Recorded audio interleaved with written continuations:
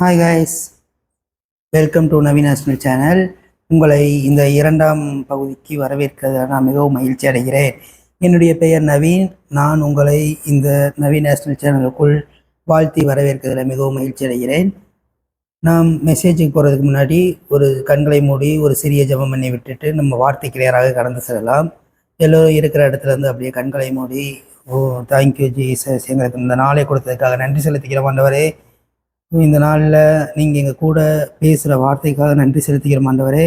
இந்த வார்த்தைகள் எங்கள் உள்ளத்தில் போய் எங்கள் மனதில் போயிட்டு 100 மடங்கான ஆசீர்வாதங்களை நாங்கள் பெற்றுக்கொள்ள உதவி செய்யுங்க ஆண்டவரே. வார்த்தை வேலை செய்ய உதவி செய்யுங்க ஆண்டவரே. இந்த வார்த்தைகள் எங்கள் வாழ்க்கையில் பலிக்க உதவி செய்யுங்க ஆண்டவரே. ஒவ்வொரு நேரத்தையும் ஒவ்வொரு வார்த்தைகளையும் நீங்களே பொறுப்பெடுத்துக் கொள்ளுங்க ஆண்டவரே. ஏசப்பா, நீங்கள் வந்து இந்த சர்வீஸை, இந்த மெசேஜை நீங்கள் ஆசீர்வதித்து கொடுப்பதற்காக நன்றி செலுத்துகிற ஆண்டவரே. தாசனாயே என்னை நீங்கள் மறைத்து நீங்கள் வெளிப்பட வேண்டும் என்று நான் வேண்டுகிறேன் ஆண்டவரே. நீங்களே வெளிப்படுத்துங்க. மீதியான வேலைகளை நீங்களே பொறுப்பெடுத்துக் கொள்ளுங்க. இயேசு கிறிஸ்து நாமத்தில் கேட்கிறேன் நல்ல பிதாவே, ஆமேன். ஹாய் கைஸ், எல்லோரும் எப்படி இருக்கீங்க? கர்த்தருக்குள் எல்லோரும் சந்தோஷமாக இருக்கிறீர்களா? கர்த்தருக்குள் எல்லோரும் சந்தோஷமாக இருங்கள் என்று நான் உங்களுக்கு மீண்டும் சொல்கிறேன். ஸோ இது பவுல் சொல்லும்போது, இந்த வார்த்தையை பவுல் சொல்லும்போது எப்படி சொல்கிறாருன்னா, கர்த்தருக்குள் எல்லோரும் சந்தோஷமாக இருங்கள். ஸோ அவ்வளோ கஷ்டம் இருக்குது, அவ்வளோ கவலைகள் இருக்குது, அவ்வளோ கண்ணீர் இருக்குது, அவ்வளோ புலம்பல்கள் இருக்குது, அவ்வளோ அடிபடுறான் பவுல், எல்லாமே பண்ணுறான். ஆனாலும் பவுல் சொல்கிறான், கர்த்தருக்குள் எல்லோரும் சந்தோஷமாக இருங்கள் அப்படின்னு சொல்கிறான். ஸோ அது ஏதோ ஒரு தெரியாமல் ஏதோ ஒரு ஃப்ளோவில் சொல்லிட்டான்னு கூட பார்த்தா, திரும்பி சொல்கிறான், மீண்டும் நான் உங்களுக்கு சொல்கிறேன், கர்த்தருக்குள் எல்லோரும் சந்தோஷமாக இருங்கள் என்று பவுல் சொல்கிறான். ஸோ ஒரு விஷயத்தை 2 தாட்டி பவுல் சொல்கிறாருன்னா, அது உண்மையாகவே நீங்கள் கர்த்தருக்குள் சந்தோஷமாக இருக்க கடந்து வர வேண்டும் என்ற நோக்கத்தில் பவுல் பேசி கொண்டிருக்கிறார். சரி, இன்னைக்கு நம்ம என்ன பார்க்க போகிறோம்? இன்னைக்கு நம்ம தேவன் நம்ம கூட என்ன பேசினாரு, எதை குறித்து நம்ம பார்க்க போகிறோம் அப்படின்னு சொல்லிட்டு பார்க்க போகிறோம். நீதிமொழிகள் 18ஆம் அதிகாரம் 10ஆம் வசனம். கர்த்தரின் நாமம் பலத்த துருகம், நீதிமான் அதற்குள் ஓடி சுகமாய் தங்கி இருப்பான் என்ற வார்த்தையை காலையில் நான் பைபிள் படிக்கும்போது ஆண்டவர் இந்த வார்த்தையை பர்சனலாக என் கூட டச் பண்ணார். அதை எடுத்து நான் பேச வந்திருக்கிறேன். உங்களுக்கும் இந்த வார்த்தை முன்னாடி நாளில் ஏதாச்சும் ஒரு நாட்களில் உங்களையும் டச் பண்ணியிருக்கலாம், இல்லை வரக்கூடிய நாட்களில் உங்களை டச் பண்ணுற வார்த்தையாக கூட இது இருக்கலாம். ஸோ இன்னைக்கு நாளுக்கு என்னை டச் பண்ண வார்த்தை என்னன்னா, கர்த்தரை நாமம் பலத்த துருகம், நீதிமான் அதற்குள் ஓடி சுகமாய் தங்கி இருப்பான். ஸோ கர்த்தருடைய நாமம்னா என்னன்னு ஃபர்ஸ்ட் பார்க்கணும். கர்த்தருடைய நாமம்னா என்னன்னு பார்க்கணும். ஒரு அதிகாரத்தில் சொல்லியிருப்பாரு, சிலர் குதிரைகளை குறித்தும் சிலர் ரதங்களை குறித்தும் மேன்மை பாராட்டுகிறார்கள், நாங்களோ தேவனுடைய நாமத்தை குறித்து மேன்மை பாராட்டுகிறோம். ஸோ அவங்ககிட்ட இருக்கிற செல்வாக்கில் வச்சு மேன்மை பாராட்டுறாங்க, அவங்ககிட்ட இருக்க பணத்தை வச்சு மேன்மை பாராட்டுறாங்க, அவங்ககிட்ட இருக்கிற சொத்தை வச்சு மேன்மை பாராட்டுறாங்க, அவர்களிடத்தில் இருக்கும் திறமைகளை வச்சு மேன்மை பாராட்டுறாங்க. ஆனால் நீங்களும் நானும் திறமையே இல்லாமல் தேவனுடைய நாமத்தில் நம்ம மேன்மை பாராட்டி கொண்டிருக்கிறோம்.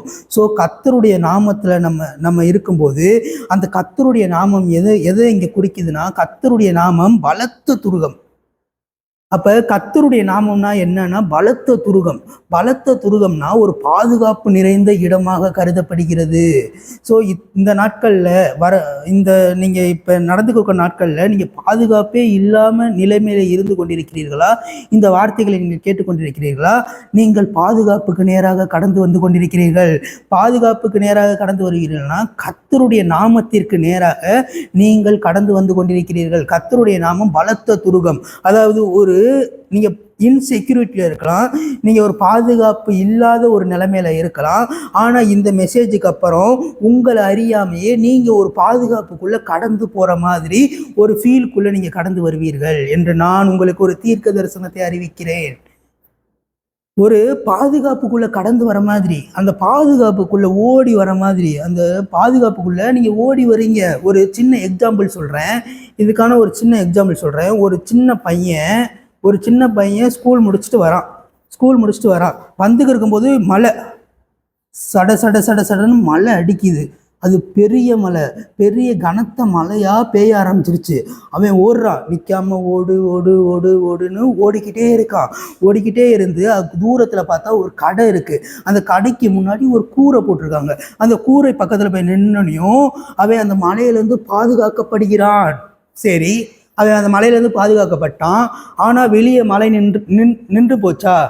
வெளியே மலை நின்றுச்சா? அவன் வீட்டுக்கு போயிட்டானா? வெளியே மலையும் நிற்கல, அவன் வீட்டுக்கும் போல. ஆனால் அவன் ஒரு பாதுகாப்புக்குள்ளே இருக்கான்.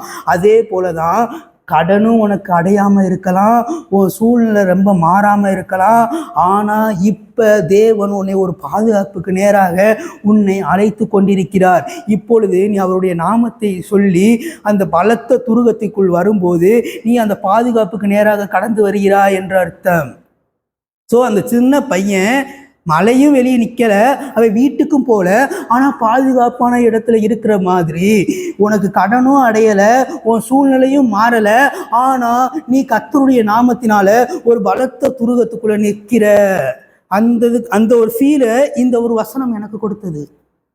இந்த வசனம் எதுக்காக என்னை டச் பண்ணுச்சுன்னா, எதுவுமே என்னோட சூழ்நிலையில மாறல, எதுவுமே என்னோட சூழ்நிலை மாறல, ஆனால் எனக்குள்ள ஒரு ஃபீலு பாதுகாப்பான ஒரு இடத்துல இருக்கிற மாதிரி ஃபீலு. அதுதான் இந்த வசனம் படித்தோடனே எனக்கு கிளிக்கான ஒரு விஷயத்தை நான் சொல்கிறேன்.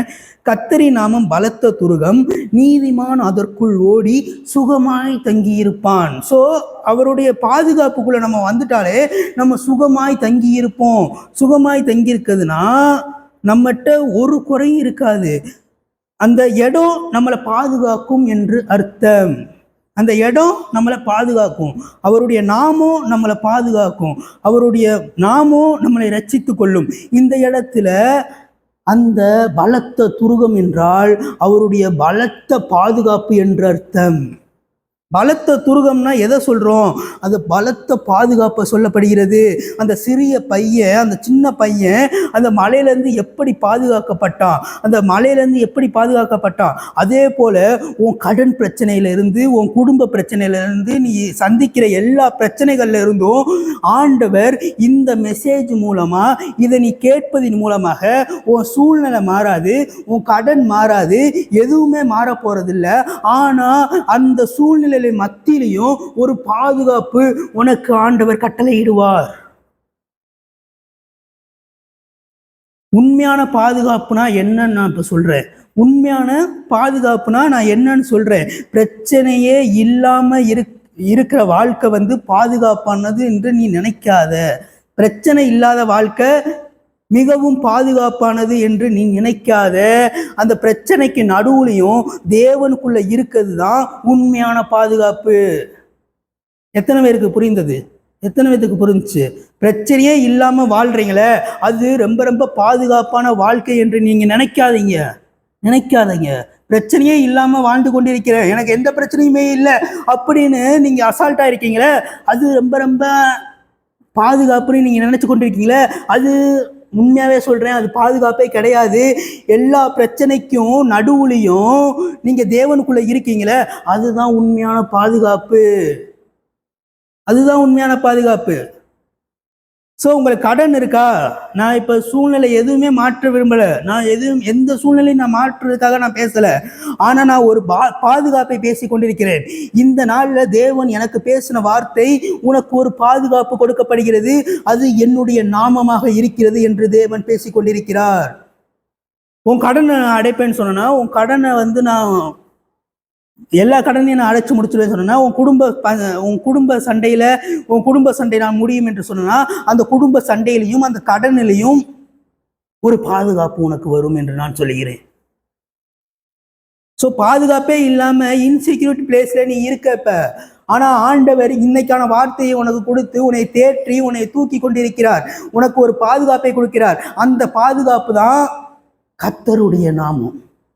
கர்த்தருடைய நாமம் பலத்த துருகம், நீதிமானதற்குள் ஓடி சுகமாய் தங்கி இருப்பான். அந்த சின்ன பையன் எப்படி ஓடி ஓடி ஓடி வந்து அந்த நாமத்துக்குள், அந்த கூரைக்குள் கீழே அந்த மலைக்கு பாதுகாப்பான ஒரு இடத்துல அவன் வந்து தங்குனானோ, அவன் மேல அந்த மலையும் படாது, எந்த சேதமும் ஆகாது, அவன் நனைய மாட்டான், அவனுக்கு எதுவுமே ஆகாது. அதே போல நீ இப்ப இந்த கடனா உன்னை சுத்தி இருக்குல்ல, உன்னை சுத்தி வியாதிகள், உன்னை சுத்தி நோய்கள், உன்னுடைய உறவினர்களுக்கு இருக்கட்டும், யாருக்கா இருக்கட்டும், உன்னை சுத்தி அந்த நோய்கள் சம்பவங்கள்லாம் நடக்குதுல, அந்த சம்பவத்தின் மூலமாக நீ நிக்காம ஓடு ஓடு ஓடு ஓடுன்னு ஓடி அவருடைய நாமத்துக்குள்ள நீ கடந்து வந்தேனா, அவருடைய நாமம் உனக்கு பெருசான ஒரு பாதுகாப்பாக அமையும் என்று நான் சொல்கிறேன். ஒரு பெரிய பாதுகாப்புக்குள்ள உன்னை கூப்பிட்டுக்கிறாரு. ஒரு பெரிய பிரச்சனை வரப்போகுது மகனே, ஒரு பெரிய பிரச்சனை வரப்போகுது மகளே, நீ இப்பொழுது என்ன செய்ய வேண்டும் என்றால், நீ என்னுடைய நாமத்திற்குள் ஓடி வந்துவிடு. என்னுடைய நாமம் உனக்கு ஒரு பலத்த துருகமாக இருக்கிறது, உனக்கு ஒரு பலத்த பாதுகாப்பாக இருக்கிறது. அவருடைய நாமத்தினாலே பேய்களை துரத்துவீர்கள், அவருடைய நாமத்தினாலே நோய்களை விரட்டுவீர்கள் என்று சொன்னார்ல. ஸோ அந்த நாமத்தை நீங்கள் தரித்து கொள்ளும் போது, அந்த நாமத்தை நீங்கள் தரித்து கொள்ளும் போது உங்களுக்குள் ஒரு பாதுகாப்பு நீங்கள் உணர்வீர்கள் என்று நான் மெய்யாகவே சொல்கிறேன். அவருடைய நாமம் உங்கள் நெற்றிகளில் இருக்கும் என்று நான் மெய்யாகவே சொல்கிறேன். அவர் நாமம் உன் நெற்றில இருக்கும்போது உன்னை சுத்தி எத்தனை பிரச்சனை வந்தாலும் அது உன்னை மேற்கொள்ள மாட்டாது என்று நான் சொல்லுகிறேன். ஏனென்றால் அவருடைய நாமத்தை உன் நெற்றியில் பதித்திருக்கிறார்.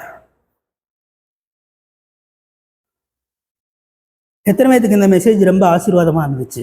ஸோ இன்னைக்கான மெசேஜ் என்னன்னா, நீ நிற்காம ஓடு ஓடு ஓடுன்னு ஓடி அவருடைய நாமத்துக்குள்ள வந்துரு, ஒரு பாதுகாப்புக்குள்ள வந்துரு.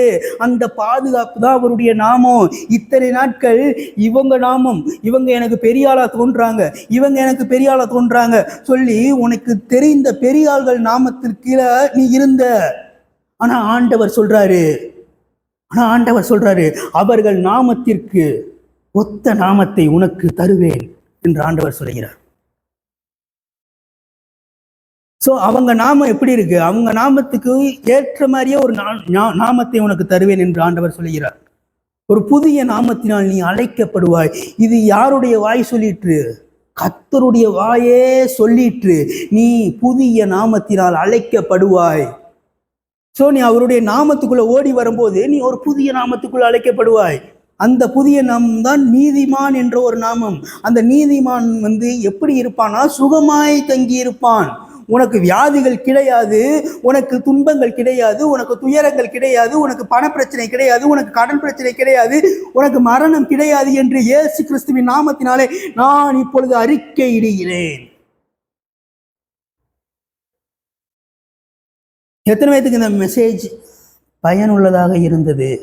இத்தனை நாட்கள் நாங்கள் பாதுகாப்பே இல்லாமல் இருந்தோம், பிரச்சனைகள் எங்களை சூழ்ந்திருந்தாலும் ஒரு பாதுகாப்பை எங்களால் உணர முடியவில்லை.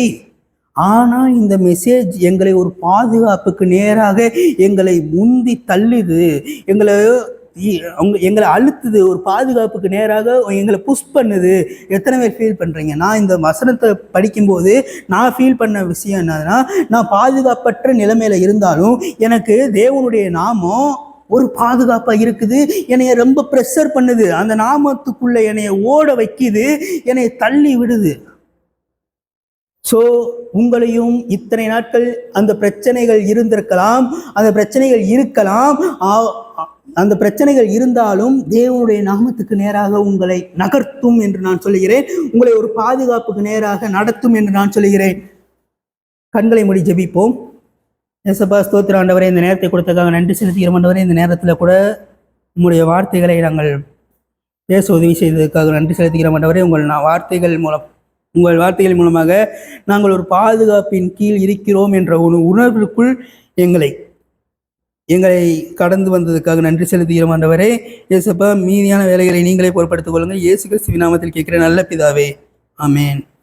ஓகே கைஸ், நம்ம அடுத்த வீடியோ நாளைக்கு பார்ப்போம். இன்னைக்கு இன்று உங்களோடு 2 முடிந்தது. நாளைக்கு இன்று உங்களோட 3 சந்திக்க நான் மிகவும் ஆசைப்படுகிறேன். இதே மாதிரி ரெவலேஷன்ஸ், இதே மாதிரி ஒரு வெளிப்பாடுகள், இதே மாதிரி உங்களை வந்து உந்தி தள்ளுற மாதிரி ஒரு வார்த்தைகளை நீங்கள் கேட்க வேண்டும் என்றால் நம்மளுடைய சேனலை சப்ஸ்கிரைப் பண்ணிக்கோங்க, லைக் பண்ணுங்கள், ஷேர் பண்ணுங்கள்.